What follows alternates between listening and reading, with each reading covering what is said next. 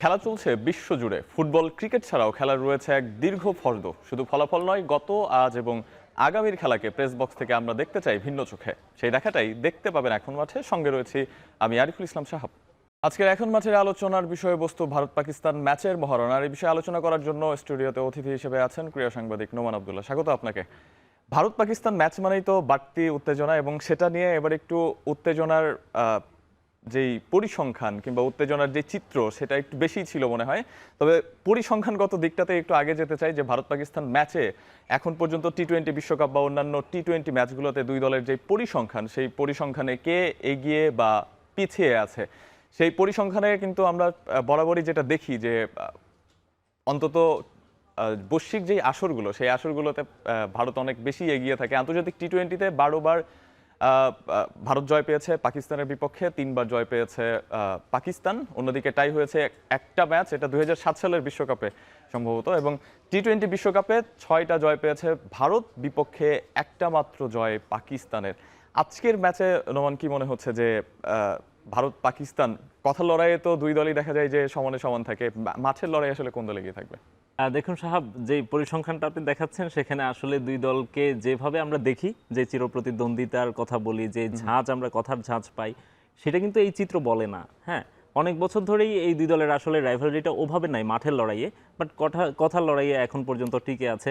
এবং এই কথার লড়াইটাই শেষ পর্যন্ত এই ম্যাচটাকে এত ভ্যালু দেয় আর কি।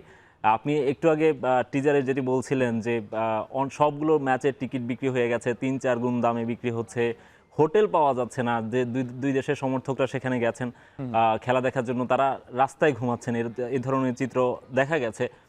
তো এই ধরনের এই ম্যাচটার হাইটটা মূলত প্রমাণ করে যে আসলে এই দুইটা দলের খেলাটার আসলে গুরুত্ব কতখানি, যদিও ম্যাচের লড়াইটা সেটা বলে না।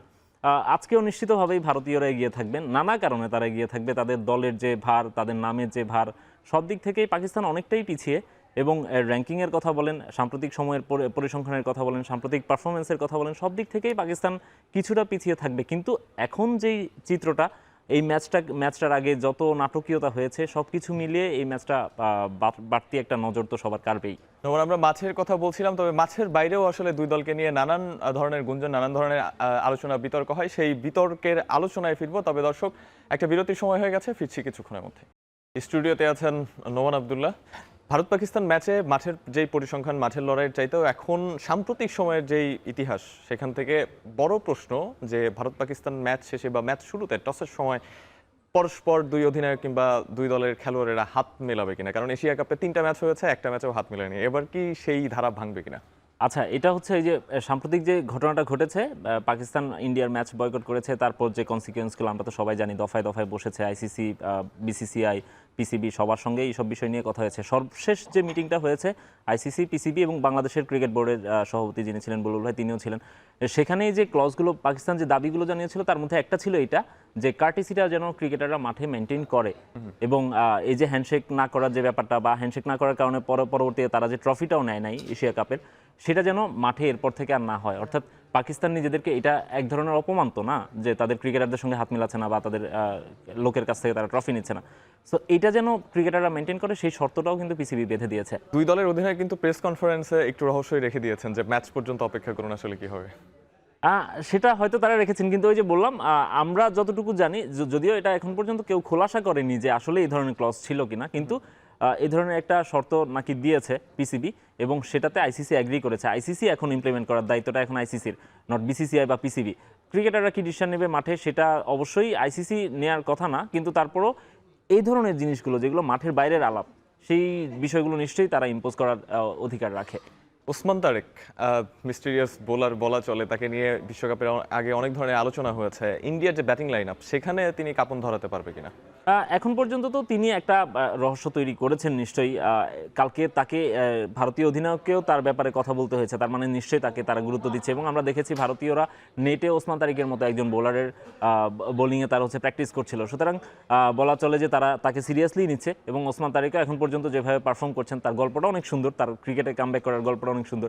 তিনি এখন পর্যন্ত যেভাবে মিস্ট্রি প্রডিউস করেছেন মাঠে, অবশ্যই তাকে নিয়ে আলাদা করে দেখা যাক ওসমান তারেক যে ভারত পাকিস্তানের ম্যাচ জয় পরাজয়ের যে পরিসংখ্যান সেখানে কোনো পরিবর্তন বা যেই পার্থক্য সেটা কিছুটা কমাতে পারেন কিনা। দর্শক, আরও একটা বিরতির সময় হলো, ফিরছি একটু পরে।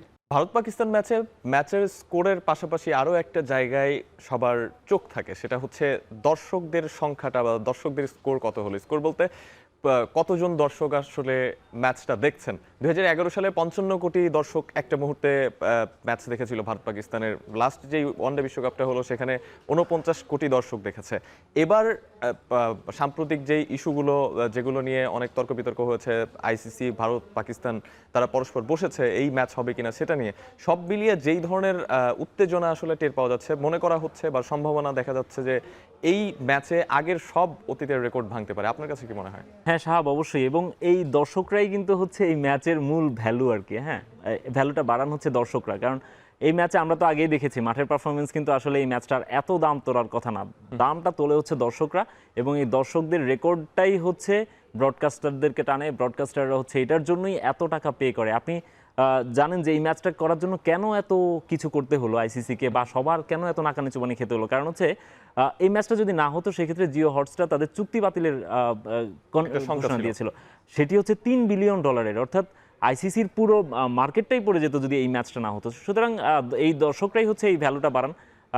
আজকে যে ঘটনা ঘটলো, যেই কনসিকুয়েন্সেসগুলো হলো, সেটার মূল কারণটাই হচ্ছে এই দর্শকরা। এবং আজকের যে ঘটনাগুলো ঘটেছে তাতে বোঝা যাচ্ছে যে আজকে হয়তো দর্শক আরও বেশি হবে, আগে সব রেকর্ডকে ছাড়িয়ে যেতে পারে। হ্যাঁ, মাঠের সমীকরণটা আসলে তারপরেও ভারত পাকিস্তানের জন্য জরুরি, কারণ এই ম্যাচে যেই দল জয় পাবে সেই দলই হয়তো পয়েন্ট টেবিলের শীর্ষে চলে যাবে। সো এটা পরবর্তী রাউন্ডে যাওয়ার ক্ষেত্রে অবশ্যই ভূমিকা এবং রাখবে। দর্শকরাও নিশ্চয়ই একটা ভালো ম্যাচ দেখতে চাবেন। ডেফিনেটলি নোমান, অসংখ্য ধন্যবাদ আপনাকে সময় দেওয়ার জন্য। আর দর্শক, এই ছিল আজকের এখন মাঠের আয়োজনে, সঙ্গে থাকার জন্য ধন্যবাদ সবাইকে।